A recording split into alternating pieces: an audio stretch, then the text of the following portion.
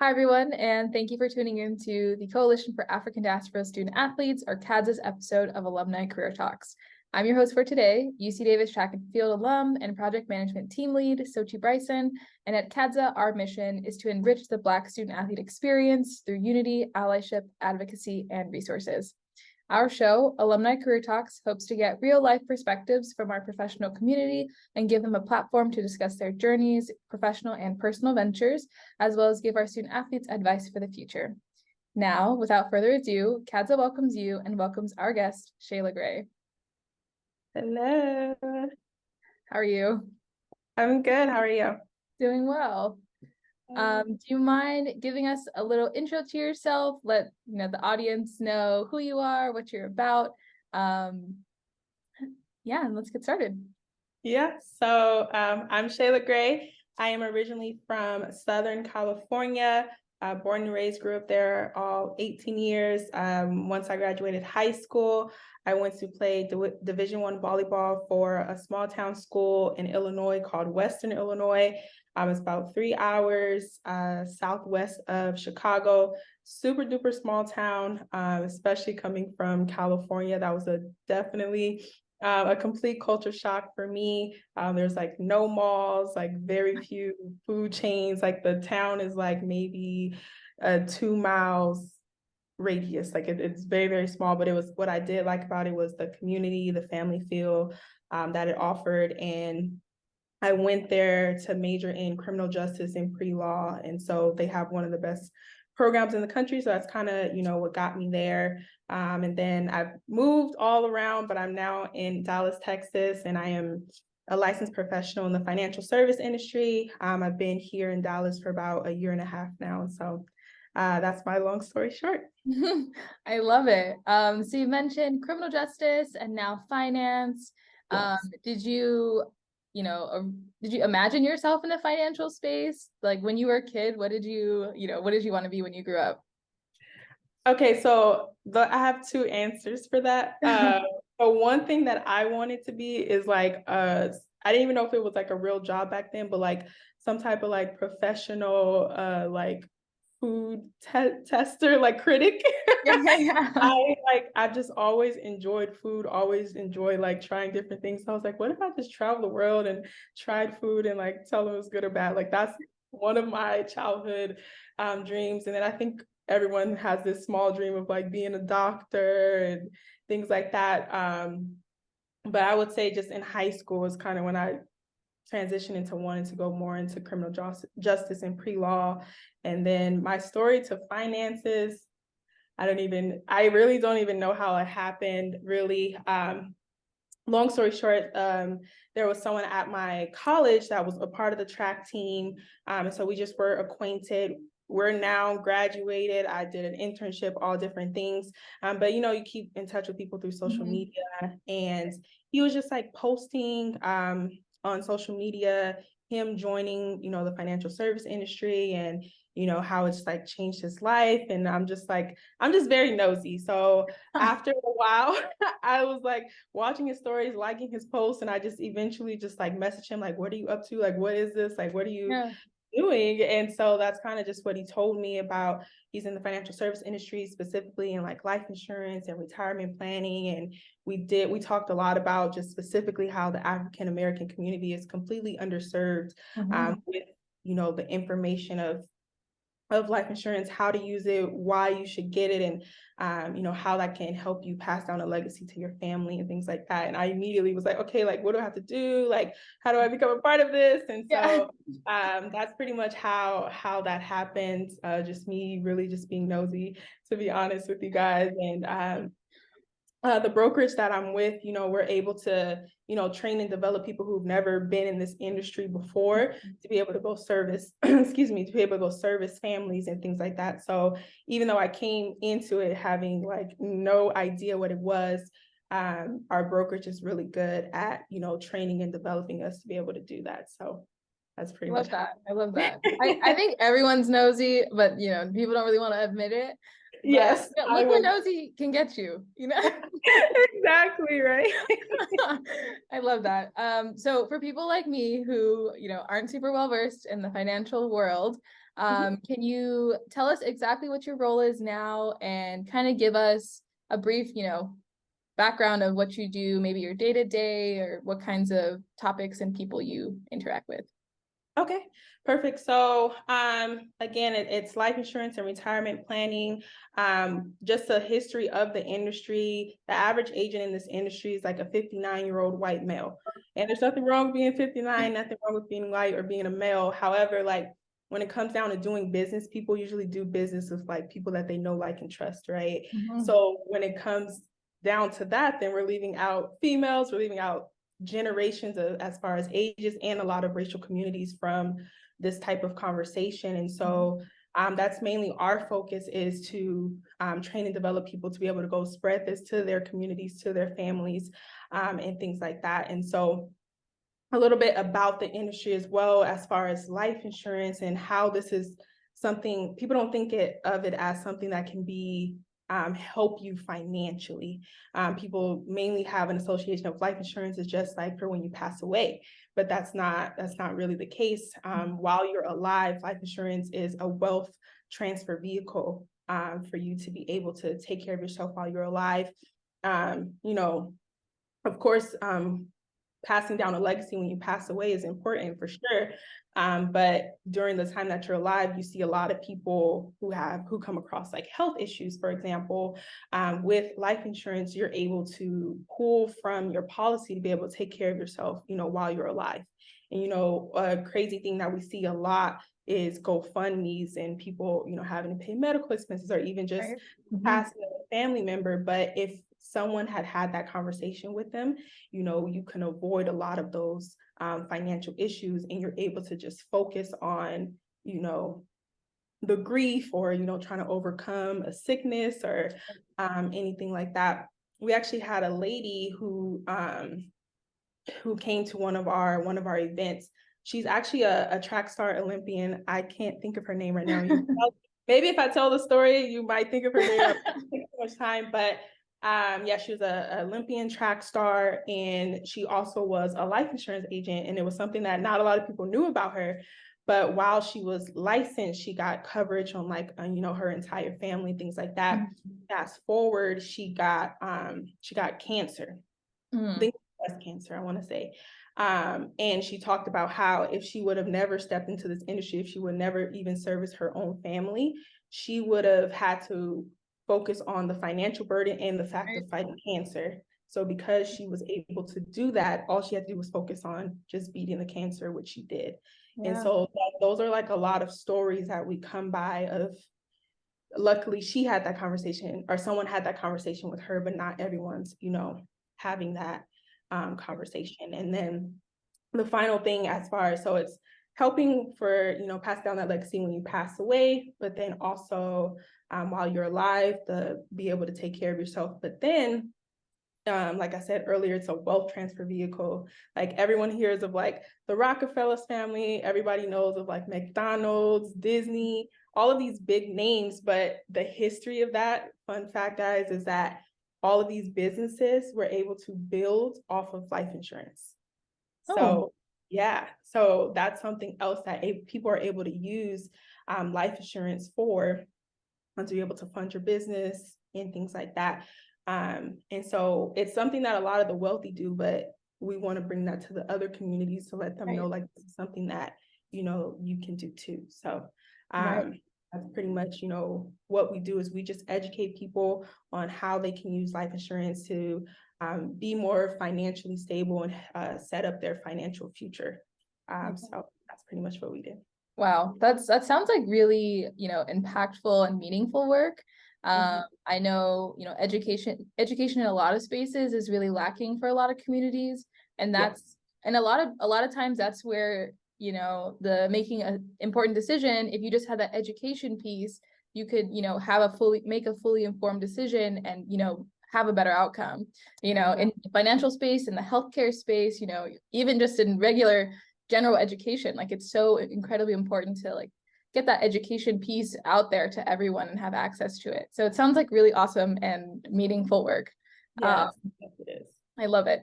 is. So you mentioned that the space itself is pretty white. how has being a Black woman in that predominantly white space, how has it challenged you, but also inspired you? I think that the challenge is, I think just in our community is we're educating the community, but not everyone is going to receive the information. Not everyone's going to see the value. And we definitely run into a lot of cases where we have that conversation, they don't move forward with getting something and something ends up happening to them or their family member. And that sucks because I mean, you did what you could do as far as educating them, but it still Right. sucks to know that they didn't, want to move forward with it. So I would say that's pretty much the challenge. But I think the good part is just stepping into this industry is bringing that diversity for, us at the brokerage that I work with, for us to bring that to our communities, for them to then go to their communities. And it's just a generational thing that Right. an impact that we're able to have. So it definitely means a lot to all of us that are, a part of it. Yeah. And Yeah. so I know that me personally, and I think of life insurance, I definitely am like, oh, that's for when you're older, when you're maybe closer to passing away. Like, I don't have to think about that now, but clearly that's not the case. Yeah. What advice would you give, younger people, maybe like Black student athletes, regular students, who may want to break into this space as a career? Yeah. Okay. Um, I'm trying to think of your question. Can you repeat the question one more time? Oh yeah, no worries. What message or advice would you give Black student athletes or younger people who want to break into this career? Okay, yes. So that is a huge misconception of the industry of like, oh, I'm young, I don't have to worry about it, things like that. And I think that's honestly the best time for people to step into getting coverage for yourself because you're young, you're healthy. Life insurance is very cheap for you at a younger age while you're young and healthy. But then also for as far as I don't know if I mentioned, we also help with retirement planning. If you start investing into these vehicles while you're young, you can definitely set yourself up to retire comfortably. Because something that we see a lot also, and you've probably seen it before, if you ever go to like a Walmart, for example, and you have someone like checking off your receipt, it's usually like an older person, right? Yeah. But what's happening is people are, retiring, but don't actually have enough money to outlive, Right. basically. You have to go back to work. And that's just an unfortunate thing, that happens. So while you're young, you're able to one, protect your life if anything were to happen to you, because the truth is also is like we never know when we're gonna go. That's just Right. the truth of the matter. It's something that's guaranteed to happen, right? And then as us being the younger people, helping our families get protected, because if anything were to happen to them as we get older, we become responsible for that. Right. So it's important for us to bring that to our families to understand like that is we call it like a generational curse, basically, by not setting that up in place. Whoever is the descendant basically has to figure that out while they're already grieving and going through other things. So I would say as a young person, this is the best time for you to get life insurance. And it's definitely the best financial thing for you to do to help set up for your future as well. So, and then on the other side of that, for someone who wants to step into this career, you just have to get licensed in the state that you are in. And then specifically, with our brokerage, like I said, we train and develop you to be able to go out there and confidently have these conversations, with your family, with other families, and then continue to duplicate that. Mhm. Awesome. Thank you. Thank you for that information. Yeah, of course. Yeah. And so I know your work is really impactful and really meaningful, but are there any other activities or organizations or causes that you're really passionate about outside of what you do for work? Um, wow, that's like a really good question. I definitely think like with what the field that I'm in, I'm able to be able to impact a lot of people in a different way. And just like helping people on the side of being able to protect themselves and get life insurance, and seeing them pass down that generational legacy. But then also for the people that we're training and developing in this industry, they're able to create an income for themselves to have a lifestyle that they may not have been able to otherwise. Because one thing about the financial service industry in general, it's a very lucrative industry. So $1.2 trillion industry. So you're able, as a licensed agent in this profession, you can go and make as much money, as you would like, to be able to create, certain lifestyle for yourself, and have, that freedom to be able to go reach all of your goals and dreams. And I think that's something that really lets me know that I'm in a position to be able to help people do that. Like that definitely means a lot to me. So yeah, I feel like we hear a lot about generational wealth and how a lot of white families, they have that, or there are people, non-Black families have that. And I know that it's, so important. And I feel like younger people, like myself included, I think about it a little bit more. I'm like, how can I build something for my family, that I can, pass down to my kids, but also help take care of my parents when they get older. And so it seems like, this work is exactly how I can do it, or like this field is exactly how I can do it. And so it's super awesome that you're a part of it. Yes. Is there anything else you'd like to share with the audience, maybe that I didn't cover? Anything you want to let us know about your field or you or anything? I do want to give just a little bit about just like my journey to my field, or my transition from student athlete to career. Okay. I think that my journey could probably, help some people or just prepare people for that transition. And I feel like it's a conversation that no one really had with me, and I just had to like tough it out and learn. And I don't want to scare anyone, or I just want to prepare people, or just share my story and my journey and things like that. So I would start with, in college, I actually got injured, tore my ACL. And it was like a week before our first game. It's my freshman year. I'm like super excited. And it just all went downhill from there. And that was like a year and a half of just crazy recovery and things like that. And the reason why I bring that up really is because as we're whatever sport that you're in, we basically build this identity, around our sport, right? For me, that was volleyball. I did run track a little bit for a little bit, but we built this identity that's like ingrained in us, like it's in our blood, it's in our veins, like that's all we know, right? For so many years. And my injury first gave me that first like realization of like, who am I outside of this? Right. And I had to really just develop an identity and really figure out like who I was, what did I like, what did I want to do with my life? Because we all know not all of us are going to go professional and things like that. Sometimes we use our sport for vehicles just to get to college and things like that. So it is going to come to an end at some point. And my career wasn't over, but that injury definitely opened my eyes to it in the beginning of like, wow, this is really gonna come to an end. Yeah.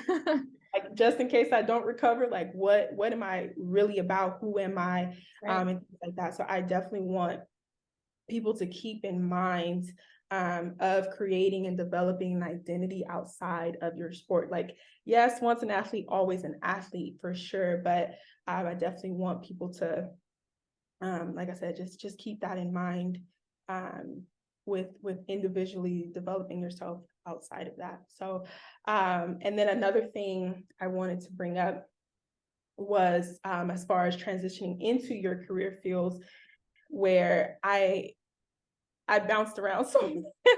Like I said, I went there for criminal justice, and then I transitioned more into like, oh, I think I want to go more into the law, side of things. And then, so once I graduated, I did an internship in DC for Georgetown Law. And I was like, I'm going to go to law school. Like, I just had all these like different aspirations. And within my experience, it was a great experience. I definitely enjoyed that time, but I also realized like maybe I don't actually want to go this route of being a lawyer. Like, do I really want to dedicate all these years back to school, going into debt? I didn't have any debt, so I was like, do I really want to do that? Like, there were just so many things, and I was just like, I wasn't 100%. So I was like, I can't go into this if I wasn't sure like that's what I wanted to do. And I mean, that eventually, by me deciding not to, I don't know if I would be where I am today. So I just want people to know, like, we have all these like goals and aspirations for, and of what we're going to do, with our lives. But not everyone is religious, but sometimes God just has different plans for us, and just being okay with that and allowing him to work in his ways. And sometimes it doesn't come in the package that we expected, but sometimes it's okay. And, those blessings will definitely come. So that's a little bit about my journey and what I've learned as far as the transition that eventually comes. Yeah, I mean, where were you when I was graduating? I feel like I had such a hard time transitioning. I also, and I feel like most student athletes, they get this feeling, they're like, who am I? And my whole life was track, even when I was a little kid. And after that, I was like, what do I even like to do? What are my hobbies? Exactly. Like, I just feel like no one talks about it. And I had to just like figure it out. So I definitely want people to, really be aware of that for sure. Yeah. Oh, absolutely. Well, thank you so much, Shaela, for being an amazing guest on our show, Alumni Career Talks. You've given our community really powerful insight into the work that you're doing, which sounds amazing, on how, and what it means to be a Black professional as well as a leader in your community. All the information from today's episode will be linked once it's live, as well as Shayla's contact information and the company that she works for. And we also want to give a really huge thank you to our viewers who continue to support CADSA. Stay tuned for more episodes. We look forward to seeing you next time. Thank you. Bye, guys. Thank you.